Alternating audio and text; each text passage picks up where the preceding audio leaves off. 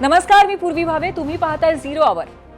राष्ट्रवादी काँग्रेस पक्ष सत्तेत असो की विरोधात गेल्या 3 दशकांपासून कायम चर्चेत असलेला पक्ष.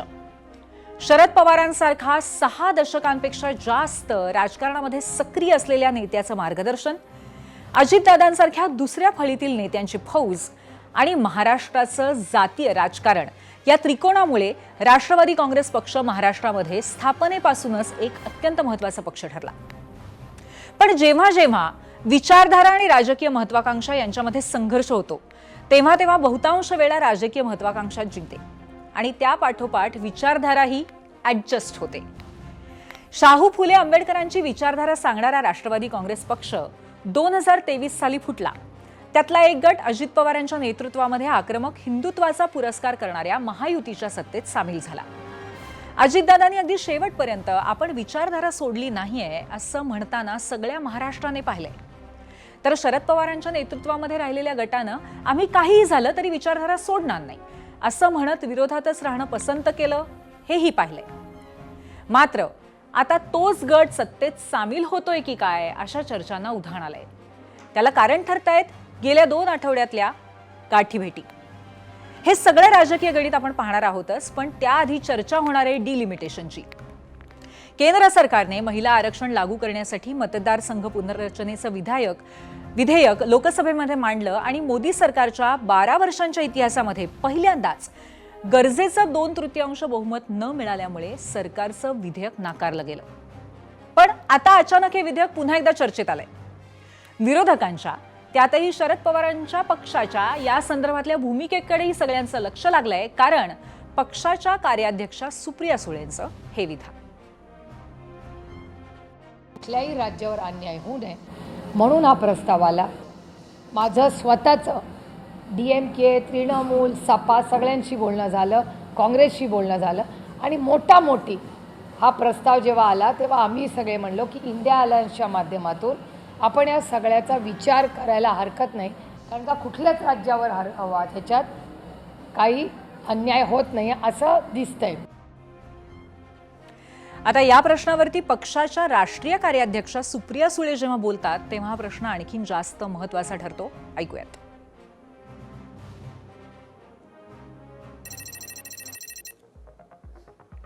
याच अनुषंगाने असलेला आजचा प्रश्न. राष्ट्रवादी काँग्रेस शरदचंद्र पवार पक्ष हा मतदारसंघ फेररचनेत केंद्र सरकारला पाठिंबा देण्याचा विचार करू शकतो. याचा अर्थ काय? पक्ष फुटीची भीती, सत्तेत सहभागाचे संकेत, मतपरिवर्तन.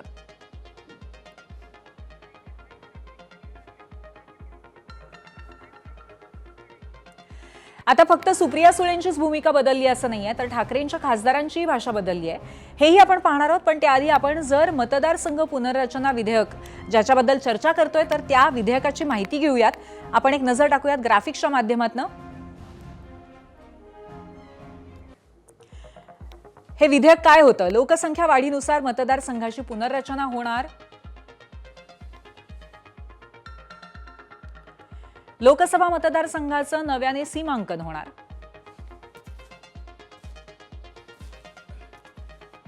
लोकसभेची कमाल सदस्य संख्या 850 करण्याची तयारी.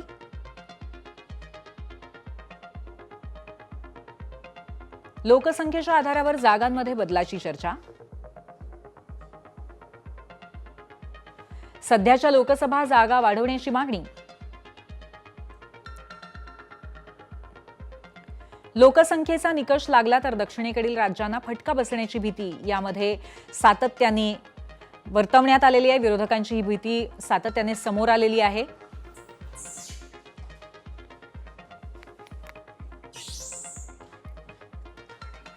आता तुमच्या मनात हे नक्की आलं असेल की मुळात मोदी सरकारने हे मतदारसंघ पुनर्रचना विधेयक आणलंच का? तेही ऐका. भारतामध्ये मतदारसंघ पुनर्रचना आयोग आहे, ज्याची स्थापना 1951 सालच्या पहिल्या सार्वत्रिक निवडणुकांपूर्वीच झाली आहे. जेव्हापासून दर 10 वर्षांनी बदललेल्या लोकसंख्येच्या आकड्यानुसार मतदारसंघांची पुनर्रचना करण्याचं काम हा आयोग करतो. 1961 आणि 1971 साली आयोगानं देशामध्ये मतदारसंघ पुनर्रचनेचं काम केलं. पण 1976 साली घटनेमध्ये 42वी दुरुस्ती करत मतदारसंघ पुनर्रचना 25 वर्षासाठी गोठवली. म्हणजे तेव्हा लोकसभेमध्ये जितके खासदार होते तीच संख्या पुढच्या 5 निवडणुकांमध्येही असेल अशी तरतूद झाली. ही मुदत पुढे 2001 साली संपली तेव्हा असं वाटलं होतं की लोकसभेच्या मतदारसंघांची पुनर्रचना होईल, खासदारांची संख्याही लोकसंख्येनुसार बदलेल. पण तेव्हाचे पंतप्रधान अटल बिहारी वाजपेयींनी 84वी घटना दुरुस्ती आणली आणि पुन्हा एकदा 25 वर्षांसाठी या संपूर्ण प्रक्रियेला ब्रेक लावला. आणि आता हीच मुदत 2026ला यंदा संपतेय. म्हणूनच यावर्षी संसदेमध्ये पुनर्रचना आयोगासंदर्भात विधेयक येणं अपेक्षितच होतं. संसदेच्या विशेष अधिवेशनामध्ये हे विधेयक आणलं होतं, पण तिथे काय झालं हे अख्ख्या देशाने पाहिलं. संख्याबळ नसतानाही मोदी सरकारने हे विधेयक आणलं आणि 12 वर्षात पहिल्यांदा असं घडलं की भाजपने आणलेला प्रस्ताव सभागृहामध्ये पडला. हे घडलं तेव्हा महिना होता एप्रिल 2026 आणि आता 20 तारखेला 20 जुलैला पुन्हा एकदा संसदेचं अधिवेशन सुरू होतंय आणि त्याच्याच पार्श्वभूमीवर महाराष्ट्रातील 2 विरोधी पक्षातनं थोडीशी का होईना मवाळ भाषा सुरू झाली आहे. सुरुवातीला आपण सुप्रिया सुळेंना ऐकलं आणि आता ठाकरेंचे खासदार संजय राऊतांनाही ऐकूयात. बघा, हे जे बिल आहे हे बिल या अधिवेशनात येणार की नाही याच्याविषयी अद्याप काही ठरलेलं नाही. ते जेव्हा बिल येईल तेव्हा आम्ही सगळे बसून निर्णय घेऊ. मागच्या अधिवेशनामध्ये सरकारशी या संदर्भात चर्चा झाली होती. हे बिल कशा प्रकारे विधेयक असायला पाहिजे. त्याच्यामध्ये मग आमच्या पक्षातर्फे अरविंद सावंत त्या बैठकीला होते, सुप्रियाताई सुळे होत्या, समाजवादी पार्टीचे नेते होते आणि सामुदायिक निर्णय घेतला जाईल जो काय घ्यायचा आहे तो. खरं तर गेल्या अधिवेशनातही डिलिमिटेशन विधेयक संसदेत मांडण्यात आलं होतं तेव्हा सरसकट 50% जागा वाढीला इंडिया आघाडीचा पाठिंबा होता. पण महिला आरक्षणाच्या आड ज्या पद्धतीने विधेयक आणलं गेलं, शिवाय लोकसंख्येच्या आधारे लोकसभेच्या जागा बदलतील असा ड्राफ्ट समोर आला तेव्हा इंडिया आघाडीनं विरोध केला आणि सरकारचं ते विधेयक पडलं. म्हणूनच की काय सुप्रिया सुळेंनीही आज हाच मुद्दा लावून धरला. अमित भाई शाह आणि किरण रिजिजूंनी असा एक प्रस्ताव आमच्या समोर ठेवला की आपण सरसकट काश्मीर टू कन्याकुमारी प्रत्येक राज्यामध्ये 50% सीट वाढतील. याचं उदाहरण मी समजून सांगते तुम्हाला की समजा 48 सीट महाराष्ट्रात आहे. 48 तर 50% किती होतं? 24. म्हणजे 48 प्लस 24 म्हणजे 72. म्हणजे महाराष्ट्रातून 72 खासदार निवडून जातील. आणखीन एक उदाहरण तेथे समजून सांगायला सोपं करण्यासाठी सगळ्यांना की उत्तर प्रदेशमध्ये 80 खासदार निवडून जातात. त्याचा 50% म्हणजे 40. म्हणजे उत्तर प्रदेशातून 120 खासदार जातील. सोपं झालं? क्लिअर? No confusion? आता जर कायदा नव्याने संसदेत आला आणि त्यामध्ये जर 50%ची बाब स्पष्ट लिहिलेली असेल तर कदाचित विरोधकही एक पाऊल मागे घेऊ शकतात. आणि त्याचबरोबर यावेळी विरोधकही जरा कमकुवत झाल्याचं चित्र सभागृहात दिसू लागलंय. ते का हे पाहण्यासाठी जरा आकडेवारी बघूयात आणि ती आकडेवारी आपण आपल्या पोल सेंटर आणि या मधल्या स्क्रीनवरती बघणार आहोत की कशा पद्धतीने विरोधकांची परिस्थिती थोडी कमकुवत होण्याची चिन्ह आहेत. एनडीएचं संख्याबळ 2024च्या निकालाच्या वेळी कसं होतंय आपण बघतोय. 292 पैकी भाजप 240, जदयू 12, त्यानंतर तेलुगू देसम 16, शिवसेना 7, इतर 12 आणि लोजप 5 अशी तेव्हा एकंदरीत परिस्थिती होती. आणि आज मात्र एनडीएचं संख्याबळ 324 झालेलं आहे. 292 वरनं आणखीन काही संख्येची भर पडलेली आहे. त्यामध्ये एनडीए 292, YSR काँग्रेस 4, NCPI म्हणजेच तृणमूलचे बंडखोर 22 त्याच्यामध्ये येऊन मिळालेले आहेत. ते NCPI पक्षात गेलेले आहेत तृणमूलचे बंडखोर. हे सगळं नाट्य सुद्धा आपण गेल्या काही दिवसात बघितलेलं आहे. आणि ठाकरेंचे 6 बंडखोर खासदार सुद्धा याच्यामध्ये वाढलेले आहेत. एकूण 28 जण याच्यामध्ये एनडीएत सामील झालेले आहेत. एका पद्धतीने शिवसेनेमध्ये ठाकरेंचे बंडखोर 6 सामील झालेले आहेत. आणि या पक्षांतरामुळेच आता हा सगळा आकडा, ही सगळी परिस्थिती, हा नकाशा बदललेला आहे. आणि आता एनडीएचं संख्याबळ 324 आहे. अर्थातच याचा दुसरा अर्थ असा होतो की विरोधक काही अंशी कमजोर झालेले आहेत. आता या सगळ्यामध्ये महत्त्वाचं म्हणजे गेल्या 4 महिन्यांमध्ये तृणमूल, आम आदमी पक्ष, शिवसेना फुटल्यानंतर राज्यामध्ये शरद पवारांच्या पक्षाविषयी चर्चा सुरू असतानाच देशात आणखी काही स्थानिक पक्ष फुटण्याची चर्चा सुरू आहे. ते कोणते कोणते हेही आपण बघणार आहोत. ते पाहण्यासाठी जाऊयात मीडिया सेंटरला. आणखीन कोणते पक्ष फुटू शकतात अशी चर्चा आहे. उत्तर प्रदेशामध्ये समाजवादी पक्षच फुटेल की काय अशी कुणकुण आहे. बिहारमध्ये राष्ट्रीय जनता दल आरजेडी, पंजाबमध्ये काँग्रेसला गळती लागेल अशी चर्चा आहे.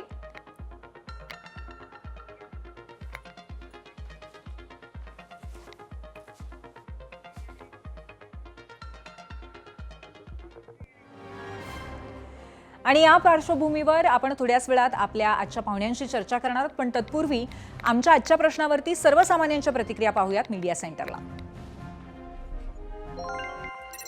एक्सवरनं पहिली प्रतिक्रिया गोविंद परब यांची आहे. भविष्यामध्ये महाराष्ट्राच्या पहिल्या महिला मुख्यमंत्री म्हणून सुप्रिया सुळे यांना पाठिंबा देऊ असं भाजप शरद पवार यांना आश्वासन देऊ शकतात असं त्यांचं म्हणणं आहे.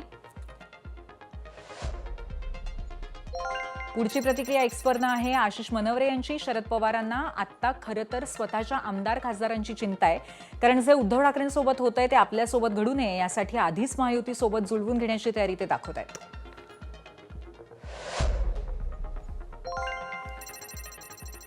गोपाळ दंडगव्हाळे यांची एक्सवरनं प्रतिक्रिया आहे. याचा अर्थ असा आहे की ते एकीकडे विरोधाची धार कायम ठेवून पडद्यामागे तडजोडीचे आणि संवादाचे दरवाजे खुले ठेवतायत, जेणेकरून भविष्यामध्ये राजकीय परिस्थिती कशी बदलली तरी स्वतःकडे हुकमी पत्ता राहील. पुढची प्रतिक्रिया युट्यूबवरनं संदेश कुडाळे यांची आहे. पवार साहेबांनी सावध पवित्रा घेऊन आपल्या आमदार खासदारांनी पक्ष सोडू नये यासाठी अशी खेळी केली आहे.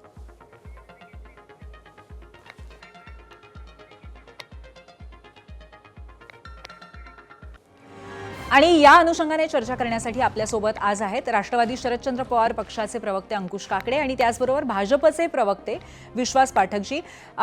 तुमच्या दोघांचंही मी स्वागत करते. पहिल्यांदा अंकुशजी, तुम्हाला प्रश्न आहे. तुम्ही आत्ता प्रतिक्रिया बघितल्या असतील. कुठेतरी एक वेगळ्या पद्धतीची खेळी आता राष्ट्रवादी शरदचंद्र पवार पक्षाकडनं पाहायला मिळणार आहे, अशा पद्धतीचे संकेत सगळ्यांनाच इथे कुठेतरी मिळत आहेत. तुमची प्रतिक्रिया काय आहे? आज सुप्रियाताई म्हणाल्या त्या अनुषंगाने.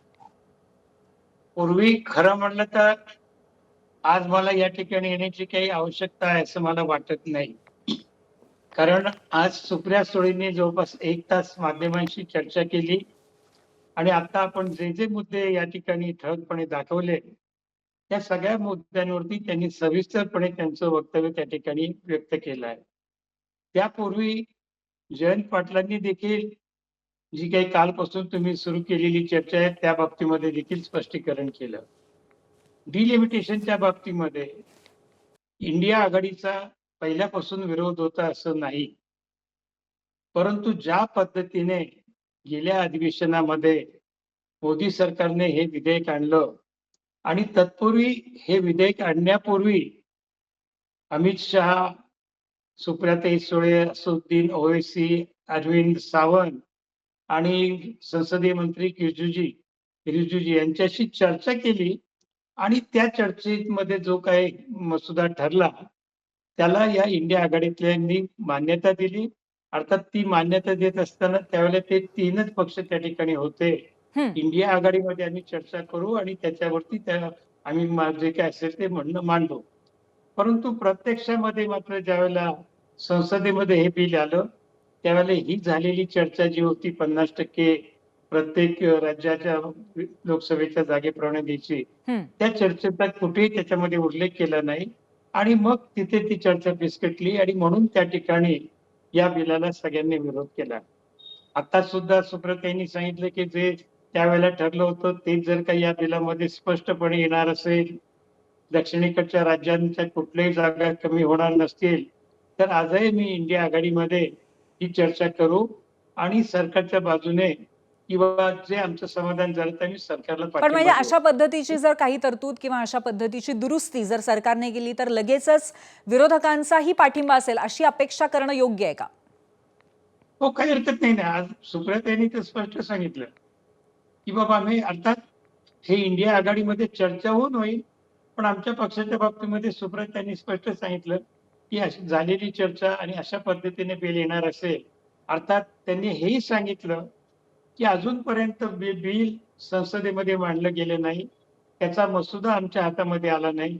त्या बिलामध्ये काय म्हटलेलं आहे, कोणत्या तरतुदी केलेल्या आहेत, याची कुठली स्पष्टता नसताना ठीक आहे. आज ठीक आहे. वेग बोलणं हे नक्की योग्य अंकुशजी, ठरणार नक्की नाही. मुद्दा कळलेला आहे. आता विश्वासजी, प्रश्न असा आहे की सुप्रिया सुळेंनी आज स्पष्टपणे केलेली ही सूचना आणि त्याचबरोबर काही अंशी जर दुरुस्ती केली तर विचारात घेऊ, अशी जी आज संजय राऊतांची प्रतिक्रिया आहे ती बघता ही सूचना भाजप विचारात घेणार का, अंमलात आणणार का आणि अर्थातच विधेयकामध्ये ती दिसणार का? संसदेमध्ये भारतीय जनता पक्ष हा नेहमीच ओपन असतो डिस्कशनला. काही जर चांगले मुद्दे आले तर त्याच्यामध्ये इन्कॉर्पोरेट करणं हे अपेक्षितच आहे. मुळामध्ये यांच्यामध्ये हा बदल का होतोय 6 महिन्यामध्ये? कारण जनतेकडनं एक रेटा येतोय लोकप्रतिनिधींकडे की तुम्ही या बिलाला विरोध का करता? कारण हे बिल विरोध करण्यासारखं काहीच नाही. 131वी घटनात्मक दुरुस्ती जी होणार आहे याचा अर्थ असा की आज लोकसभेच्या ज्या 548 जागा आहेत त्या 850 होणार आहे आणि त्या प्रपोर्शनली प्रत्येक राज्यातल्या होणार आहे. हे अमित भाईंनी तेव्हाच भाषणामध्ये फार क्लिअर कट सांगितलं होतं आणि त्या बिलात देखील दिलेलं आहे. आणि शेवटी डिलिमिटेशन म्हणजे काय? डिलिमिटेशन म्हणजे एरिया मोठा करणं नसतं, एरिया कमी करणं असतं. त्यामुळे जास्तीत जास्त आपण लोकप्रतिनिधी निवडून देऊ शकतो. आणि वुमन्स रिझर्वेशनचा विषय असा आहे नाही, पण मुद्दा की तो भारतीय नाही आहे. जनता मुद्दा आता असा आहे की सुप्रिया सुळे असं म्हणाल्यात की 50% सरसकट जर प्रत्येक राज्याच्या जागेमध्ये वाढ होणार असेल, म्हणजे थोडक्यात त्याचं प्रपोर्शन बदलणार नाही. नंतर जे वजन, जे वेटेज आहे प्रत्येक राज्याला तेच राहील. त्यामुळे मतदारसंघ कमी नाही, किंवा बघा, मोठा हा सुप्रिया- मुद्दा नाहीये इथे. सुप्रिया लोकसंख्येनुसार ताई- नाही तर 50% सरसकट असा मुद्दा आहे. मला बोलू द्या जरा पूर्वी. कसं आहे की सुप्रिया त्यांची जी सूचना आहे त्याच्यावर आपण नक्कीच विचार करू, संसदेमध्ये विचार केला जाईल. पण याच्यामध्ये डिलिमिटेशन मध्ये विषय हाच असतो की लोकसंख्या देखील विचारात घेतली जाते, जॉग्राफिकल एरियाचं देखील रिऑर्गनायझेशन होतं आणि त्याप्रमाणे ते ठरत असतं. जसं महाराष्ट्रामध्ये त्यांनी हिशोब मांडला 48 72 होतातच आहे. तर त्यामुळे कोणाच्या सीटा कमी होणार नाही, या वाढणारच आहे. आता त्याच प्रोपोर्शन मध्ये होतील की नाही हे संसद ठरवेल आणि त्यांच्या आहे. सूचनेचं स्वागत देखील केलं जाईल. ठीक आहे, ठीक मला आहे. हेच सांगायचं आहे की डिलिमिटेशन म्हणजे जागा वाढणं आणि जर महिलांचं रिप्रेझेंटेशन जर आलं तर महिलांचं भागीदारी जर आली तर आपल्या देशाचीच उन्नती आहे ना. ठीक आहे, ठीक आहे, महिलांनाच आपण नक्कीच. हे सक्षमीकरण मुद्दे करणार आहे. वारंवार मांडले गेलेत विश्वासजी. आणि आता ह्याचाच धागा पकडून मी अंकुशजींना असं विचारू इच्छिते की एकतर लोकांच्या कुठेतरी प्रेशरमुळे, सर्वसामान्यांच्या मेजॉरिटीच्या मतामुळे, रेटा असल्यामुळे कुठेतरी मतपरिवर्तन होतंय विरोधकांचं, असं म्हणणं आहे विश्वासजींचं. आणि त्याचबरोबर तुम्ही आत्ताच ऐकलं की कुठेही ते असं म्हणत नाही आहेत की प्रपोर्शनेट पद्धतीनेच हा बदल घडेल. लोकसंख्येचा जो मुद्दा आहे तो आत्ताही त्यांनी मांडलेला आहे. तुमचं मत काय त्यावर? एक लक्षात घ्या, विश्वास पाठक म्हणतात त्याच्याशी मी सहमत नाही. लोकांचा रेटा वगैरे काही नाही. उलट पक्षी ज्या पद्धतीने हे बिल आणलं गेलं आणि ते पास करून घेण्यासाठी भारतीय जनता पक्षाने आणि एनडीएने आटापिटा केला, त्याबद्दल सर्वसामान्य नागरिकांमध्ये नाराजी आहे. कशासाठी ते आग्रह करतायत, कशासाठी अशा पद्धतीने बिल आणतात, अशा पद्धतीची सर्वसामान्य लोकांमध्ये भावना आहे. आता आज पाठक म्हणतात तसं त्यावेळेला सुद्धा विरोध करण्याचं कारण काय झालं? तर जी चर्चा झाली त्या चर्चेचा मुद्दा या बिलामध्ये आला नाही. आज पाठक म्हणतायत की तो सगळ्या चर्चा आली होती. सुप्रियाताईंनी आज स्पष्ट शब्दात सांगितलं की तो 50%चा जो फॉर्म्युला होता तो फॉर्म्युला त्या ठिकाणी बिलामध्ये आला नाही आणि म्हणून विरोध केला. त्यामुळे पाठक सांगतायत ते कदाचित पाठकांची माहिती त्यांना मिळालेली चुकीची असू शकेल. पण आज आणि आजही आपण सुप्रियाताईंची आता पुन्हा पण बाईट पहा. बरं. त्यांनी सांगितलंय की आम्ही मान्यता देत होतो, पण चर्चेमध्ये झालेला मुद्दा हा त्या ठिकाणी बिलामध्ये आला नाही किंवा संसदेच्या पटलावरती देखील त्या ठिकाणी त्याच्या बाबतीमध्ये खुलासा केला गेला नाही. ठीक आहे. आणि म्हणून विरोध करणं क्रमप्राप्त ठरलं. बर. विश्वासजी, बघा, म्हणजे एकंदरीतच कुठेतरी विरोधकांचा अजूनही हा मुद्दा आहे की 50% जर जागा वाढवल्या तर त्याचा पुनर्विचार केला जाऊ शकतो. परंतु आम्ही आता जे संख्याबळ दाखवलं त्याच्यामध्ये आता एनडीएच्या ताकदीमध्ये वाढ झालेली आहे हे सुद्धा स्पष्ट आहे. त्यामुळे आता एनडीएला, सरकारला हा विश्वास आहे का की पुन्हा एकदा जेव्हा ते बिल येईल तेव्हा पूर्णपणे पास होईल? कारण गेल्या वेळेला मात्र तसं झालं नव्हतं, ती नामुष्की सहन करावी लागली होती. बघा, तुमच्या प्रश्नाचं उत्तर द्यायच्या आधी मला अंकुशजींना उत्तर देणं आवश्यक आहे आणि तुम्ही कृपा करून मला अनइंटरप्टेड बोलू द्या. जरूर. बघा, मी परत आव्हान करतो, सूचना करतो की त्यांनी अमित भाईंचं लोकसभेतलं भाषण ऐकावं.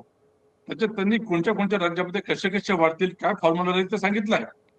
आता विरोधकांना फक्त विरोधाला विरोध करायचा अशा प्रकारची मानसिकता असल्यामुळे जनतेने त्यांना आज रेडा दिलेला आहे. 6 महिन्यामध्ये अशी काय उपस्थित झाली? हे 48 चे 72 होतात ते सुप्रियातांना तेव्हाही माहिती असायला पाहिजे होतं.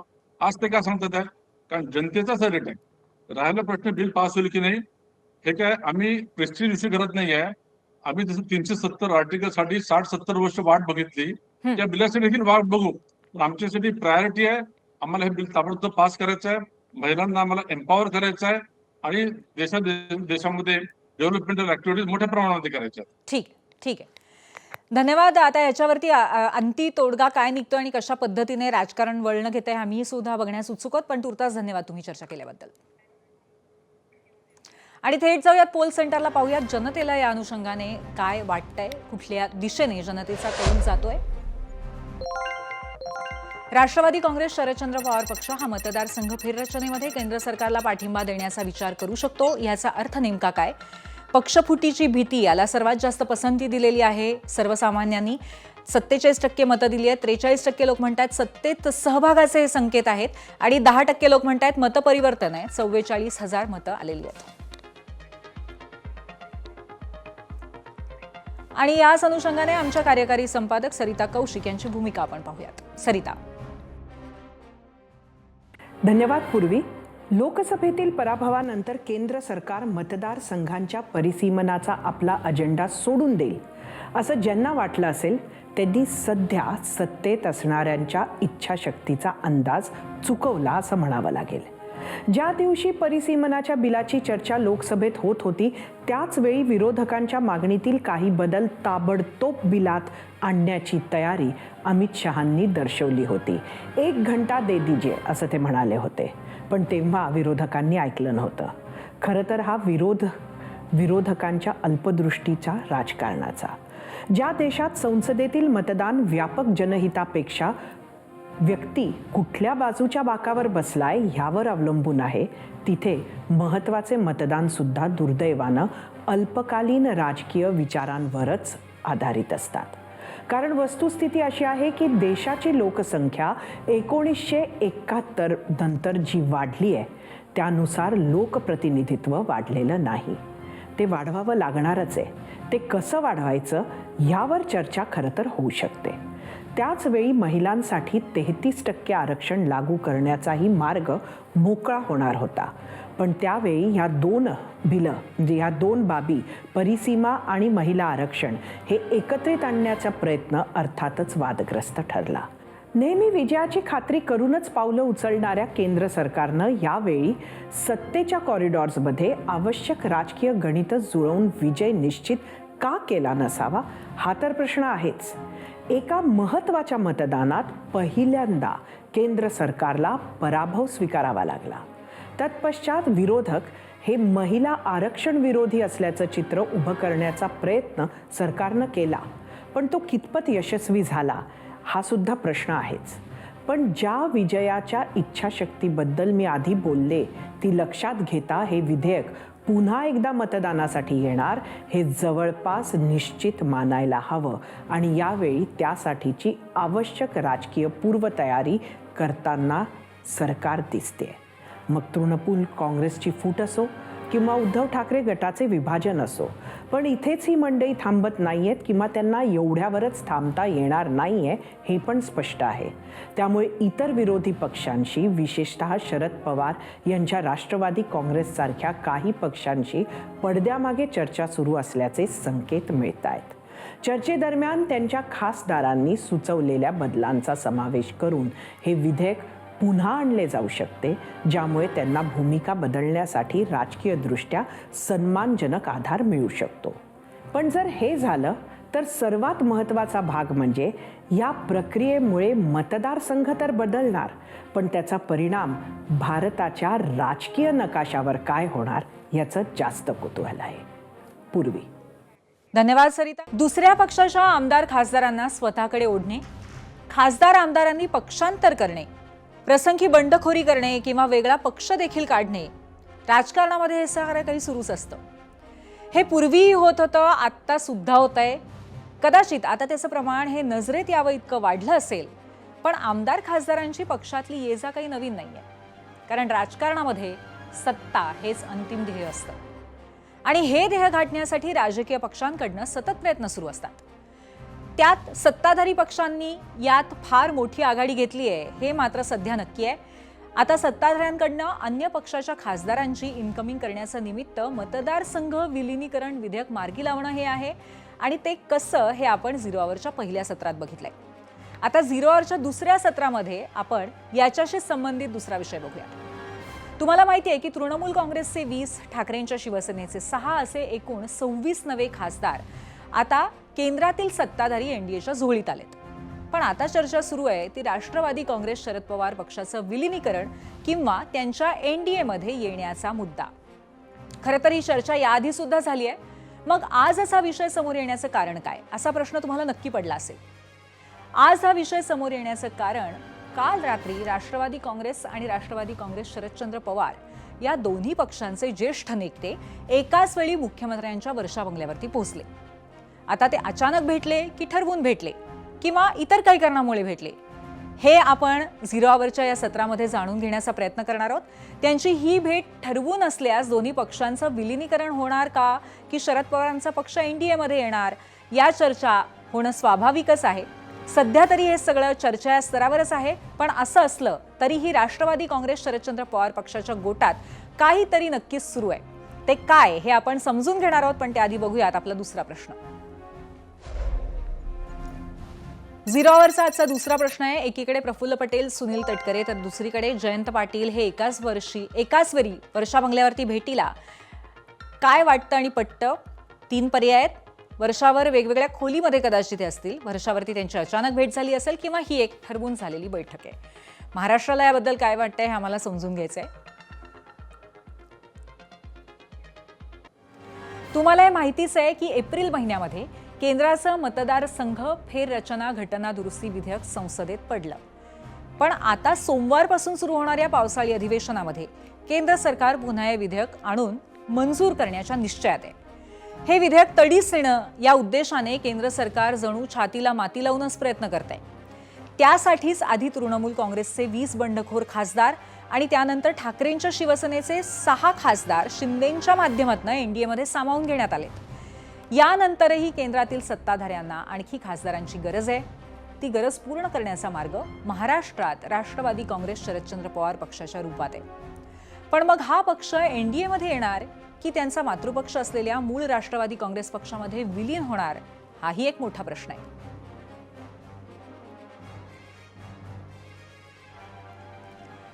अर्थात ही सगळी चर्चा नव्याने सुरू होण्याचं कारण दडलंय ते वर्षा निवासस्थानी काल रात्री घडलेल्या घटनेमध्ये. वर्षा हे मुख्यमंत्र्यांचं सरकारी निवासस्थान आहे, सगळ्या महाराष्ट्रालाही माहिती आहे. आणि याच निवासस्थानी दोन्ही राष्ट्रवादी काँग्रेसचे 3 प्रमुख नेते काल रात्री एकाच वेळी एकत्र आले. पुन्हा नीट ऐका, मी म्हणते की प्रमुख नेते एकाच वेळी तिथे आले पण त्यांची भेट झाली नाही, पण ते एकत्र तिथे एका वेळेला होते. म्हणजे त्यात झालं असं की राष्ट्रवादी काँग्रेस शरदचंद्र पवार पक्षाचे नेते जयंत पाटील तिथे मुख्यमंत्र्यांशी वेगळ्या विषयावरती चर्चा करण्यासाठी पोहोचले होते. बराच वेळ ते प्रतीक्षा खोलीमध्ये बसून होते. त्यावेळी मुख्यमंत्री देवेंद्र फडणवीस एक बैठक घेऊन त्या खोलीत आले आणि त्यावेळेला त्यांच्यासोबत राष्ट्रवादी काँग्रेसचे सुनील तटकरे आणि प्रफुल्ल पटेल सुद्धा होते, अशी सूत्रांची माहिती आहे.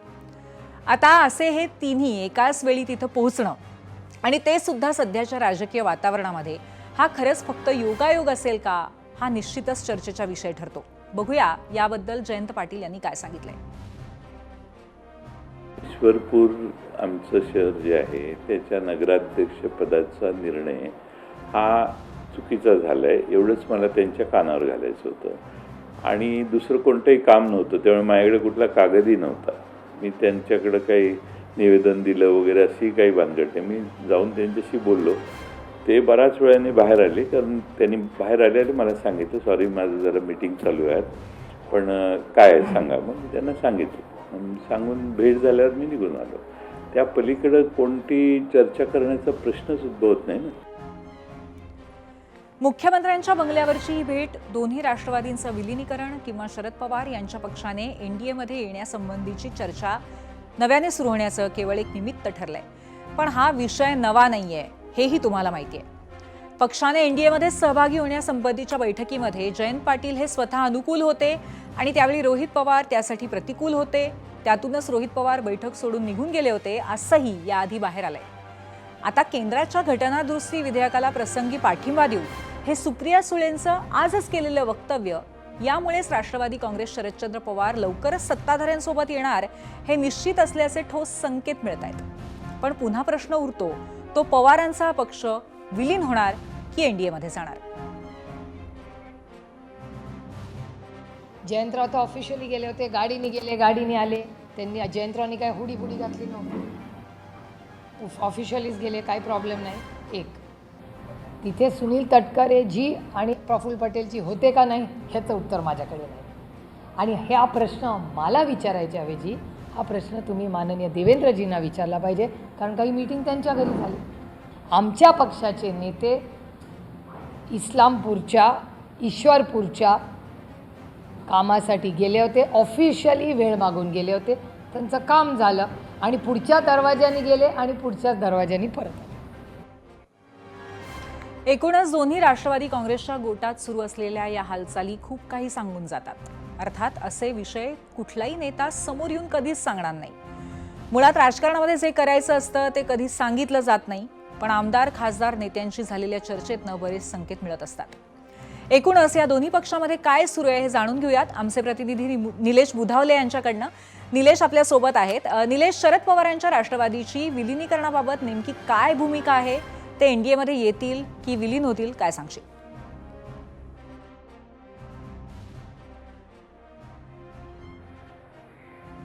मागच्या काही दिवसांपासून राष्ट्रवादी काँग्रेस शरदचंद्र पवार पक्ष सत्तेत सहभागी होणार, मात्र तो मार्ग नेमका त्यांचा कसा असेल याबाबत देखील माहिती घेण्याचा प्रयत्न एबीपी माझाच्या वतीनं करण्यात आला. आणि त्याच्यामध्ये जी प्रामुख्यानं माहिती समोर आली त्यानुसार राष्ट्रवादी काँग्रेस शरदचंद्र पवार पक्षातील खासदारांची एक मात्र भूमिका अशी आहे की कुठेतरी आपल्याला सत्तेतच जायचं असेल तर राष्ट्रवादी काँग्रेस पक्षाचा पर्याय न वापरता थेट आपण एनडीएचा घटक पक्ष व्हावं आणि भाजपसोबत म्हणजे एनडीएचा घटक पक्ष म्हणूनच सत्तेत सहभागी व्हावं, अशा पद्धतीची त्यांची भूमिका आहे. यामुळं दोन फायदे होऊ शकतात. एक तर एनडीएचा घटक पक्ष आणि आपल्याकडे असणारे 8 खासदार या जोरावर आपल्याला केंद्रात एक मंत्रिपद मिळू शकतं आणि राज्यात देखील आपल्याला मंत्रिपदाची संधी मिळू शकते. राज्यामध्ये राष्ट्रवादी काँग्रेस पक्षाकडून 2 मंत्रिपदांची अपेक्षा असल्याची देखील माहिती एबीपी माझाला विश्वसनीय सूत्रांना दिलेली आहे. राष्ट्रवादी काँग्रेस पक्षांच्या राज्यातल्या आमदारांचा जर आपण विचार करायला गेलं तर काही दिवसांपूर्वी विधिमंडळ अधिवेशन सुरू असताना जयंत पाटलांच्या उपस्थितीत आमदारांची विधिमंडळ परिसरातच एक बैठक झाली होती. सध्या ज्या काही माध्यमांमध्ये चर्चा सुरू आहेत की राष्ट्रवादी काँग्रेस पक्ष काँग्रेसमध्ये विलीन होईल किंवा राष्ट्रवादी काँग्रेस पक्ष सत्तेत भाजपसोबत जाऊ शकतो, या अनुषंगानंच काही आमदारांकडून जयंत पाटील यांना थेट प्रश्न उपस्थित करण्यात आला. त्यावेळी रोहित पवार यांनी एक महत्त्वाची भूमिका मांडली. त्यांना स्पष्टपणे म्हटलं की कुठल्याही परिस्थितीमध्ये आपण भाजपसोबत जायचं नाही, तसं असेल तर आम्ही तुमच्या सोबत नसेल. आणि असं म्हणत रोहित पवार यांना त्या बैठकीतूनच काढता पाय घेतल्याची देखील माहिती मिळते. त्यावेळी राष्ट्रवादी काँग्रेस पक्षातल्या इतर आमदारांनी मात्र काँग्रेससोबत जर तुम्ही जाणार असेल तर ते आम्हाला शक्य नाही, आम्हाला वेगळा विचार करावा लागेल, अशा पद्धतीची भूमिका मांडली. आणि त्यानुसार राष्ट्रवादी काँग्रेस पक्ष शरदचंद्र पवार पक्ष हा कुठेतरी सत्तेत जर जाणार असेल तर तो एनडीएचा घटक पक्ष म्हणून जाईल, अशा पद्धतीची भूमिका त्या ठिकाणी आमदारांकडून मांडण्यात आली. आणि याला कुठेतरी जयंत पाटील यांना देखील दुजोरा दिला, अशा पद्धतीचीच माहिती एबीपी माझाला विश्वसनीय सूत्राने दिली आहे. आणि याचाच पुढचा टप्पा जर आपण पाहायला गेलं तर विनोद तावडे यांच्यासोबत देखील एका मुंबईतल्या पंचतारांकित हॉटेलमध्ये जयंत पाटील यांची बैठक झाली होती. आणि त्यानंतरच आपण रात्री उशिरा देखील पाहिलं की राष्ट्रवादी काँग्रेस शरदचंद्र पवार पक्षाचे प्रदेशाध्यक्ष जयंत पाटील हे अचानक वर्षा निवासस्थानी पोहोचल्याचं देखील पाहिलं. मुळात त्या वर्षा निवासस्थानी जी बैठक झाली होती त्या संदर्भामध्ये त्यांना ज्या काही माध्यमांमध्ये चर्चा आहेत त्या जरी फेटाळल्या असल्या तरी आगामी काळात राष्ट्रवादी काँग्रेस शरदचंद्र पवार पक्ष सत्तेत सहभागी झाला तर आश्चर्य वाटायला नको. पण मग निलेश, या स्थितीमध्ये सुनेत्राताईंच्या नेतृत्वातल्या राष्ट्रवादी काँग्रेसचं म्हणणं काय? तिथली नेते मंडळी शरद पवारांच्या पक्षाला सोबत घ्यायला तयार आहेत का? हा सुद्धा एक महत्त्वाचा प्रश्न आहे.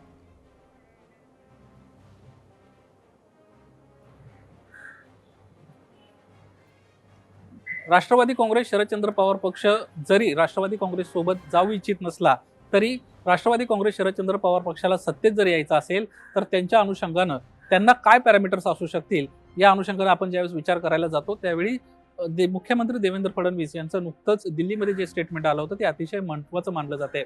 देवेंद्र फडणवीस यांना म्हटलं होतं की आगामी काळामध्ये आमच्या पक्षासोबत म्हणजे एनडीएमध्ये कुठलाही नवीन पक्ष येणार नाही, आमच्यासोबत जे आहेत त्यांना आम्ही सोडणार नाही आणि शरद पवारांची राष्ट्रवादी आम्ही फोडणार नाही. याचाच अर्थ असा होतो की जर शरद पवारांच्या राष्ट्रवादीला आमच्यासोबत यायचं असेल तर त्यांना अजित पवारांच्या राष्ट्रवादी सोबतच जावं लागेल, एकत्र व्हावं लागेल आणि त्यानंतरच ते एनडीएचा घटक होऊ शकतील. हे एकीकडे असताना दुसरीकडे राष्ट्रवादी काँग्रेस पक्षातील लोकांची काय मानसिकता आहे किंवा पक्षाच्या प्रमुखांचं या संदर्भात काय मत आहे हे जाणून घेण्याचा ज्यावेळेस प्रयत्न केला त्यावेळेस राष्ट्रवादी काँग्रेस शरदचंद्र पवार पक्षाला आपल्या सोबत घ्यायला कुठेतरी वरिष्ठांचा नकार आहे, अशा पद्धतीची माहिती एबीपी माझाला विश्वसनीय सूत्रानं दिली आहे. यातली आणखीन एक महत्त्वाची बाब अशी आहे, जर राष्ट्रवादी काँग्रेस शरदचंद्र पवार पक्ष राष्ट्रवादी काँग्रेस पक्षात आला तर नक्कीच सत्तेमधला जो वाटा राष्ट्रवादी काँग्रेस पक्षाच्या वाट्याचा आहे तो कमी होईल आणि त्यातील काही वाटा जो आहे तो शरद पवारांच्या राष्ट्रवादी सोबत जाईल आणि त्यामुळेच हा दुसरा जो घटक पक्ष आहे तो आपल्या सोबत नको, ही प्रामुख्याने भूमिका वरिष्ठ नेत्यांची आहे. पक्षातील आमदार आणि खासदार यांच्याशी ज्यावेळेस आपण चर्चा करण्याचा प्रयत्न केला किंवा आमदारांशी बोलण्याचा प्रयत्न केला त्यावेळेस मात्र आणखीन एक महत्वाची अधोरेखित करण्यासारखी बाब समोर येते. पक्षातील आमदारांचं स्पष्टपणे म्हणणं आहे की सध्या जे त्यांच्या पक्षाचं नेतृत्व आहे त्यावर त्यांचा सध्या तरी विश्वास नाहीये.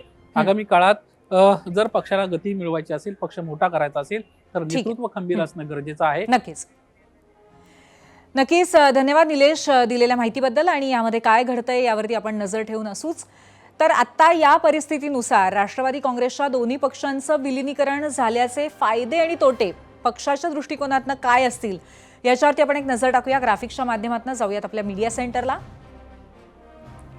विलिनीकरणाचे फायदे की तोटे, नक्की काय घडेल, राष्ट्रवादी काँग्रेसची भूमिका, सत्तेतला वाटा विभागला जाणार हा तोटा असणार आहे अर्थातच, आणि राष्ट्रवादी काँग्रेस शरद पवार पक्षाची भूमिका, विलिनीकरणामुळे सत्तेत महत्त्व मर्यादित, एनडीए मधील महत्त्व कमी होणार राष्ट्रवादी काँग्रेस पक्षाचं, आणि राष्ट्रवादी काँग्रेस शरद पवार पक्षाच्या दृष्टीने थेट एनडीएत गेल्यास केंद्रात मंत्रिपदाची आशा असणार आहे. राष्ट्रवादी काँग्रेस शरद पवार पक्षाकडनं पक्ष ताब्यात घेण्याची भीती राष्ट्रवादी काँग्रेससाठी महत्त्वाची भीती असू शकते या परिस्थितीमध्ये. तर राष्ट्रवादी काँग्रेस शरद पवार पक्षाची भूमिका जर पाहिली तर राज्यातल्या सत्तेत सुद्धा त्यांना वाटा मिळणार आहे, ही फायद्याची गोष्ट असेल.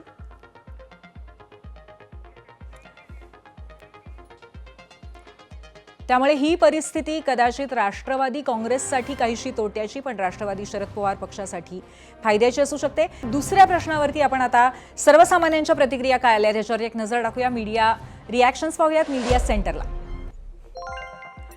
एक्सवरनं पहिली प्रतिक्रिया गोविंद परब यांची आहे. कालच्या भेटीतून असा निष्कर्ष काढता येतो की जयंत पाटील यांनी शरद पवार यांना स्पष्टपणे सांगितले असेल की एकतर आपण सर्वजण मिळून एनडीएमध्ये सामील होऊया, नाहीतर मी सर्व आमदार आणि खासदारांना घेऊन एनडीएमध्ये सामील होईल. पुढची प्रतिक्रिया आहे एक्सवरनं आशिष मनवरे यांची. दोन्ही बाजूंनी बैठकांचं सत्र सुरू आहे म्हटल्यावरती ऑल इज नॉट वेल असं म्हणावं लागेल, पण यात खरा डाव साधत आहे तो भाजप. पुढची प्रतिक्रिया आपण पाहणार आहोत एक्सवरनं श्याम ठाणेदार यांची. सध्याचं राजकारण इतकं गढूळ झालंय की कोणतीही भेट अचानक होत नाही. युट्यूबवरनं सोपान सपकाळ यांची प्रतिक्रिया आहे. या राजकीय भेटीमध्ये काहीही विशेष किंवा गंभीर नाही, ही केवळ एक सामान्य चर्चा किंवा निव्वळ योगायोग असू शकतो.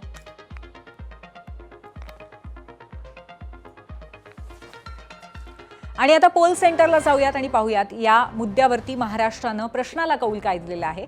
3 पर्याय आम्ही दिलेले होते आणि प्रश्न अर्थातच होता एकीकडे प्रफुल्ल पटेल आणि सुनील तटकरे तर दुसरीकडे जयंत पाटील हे एकाच वेळी वर्षावरती मुख्यमंत्र्यांच्या भेटीला, याच्याबद्दल तुम्हाला काय वाटतं आणि पटतं. वर्षावरती ते वेगवेगळ्या खोलीत असावेत, फक्त 17% लोकांना वाटतायत. 13% लोक फक्त म्हणतायत की वर्षावरती अचानक भेट झाली असावी आणि 70% लोकांना असं वाटतंय की ही ठरवून झालेली बैठक आहे आणि एकूण 42,000 मतं यावरती आलेली आहेत. याबरोबर 0 आवरमध्ये आज आपण इथेच थांबतोय.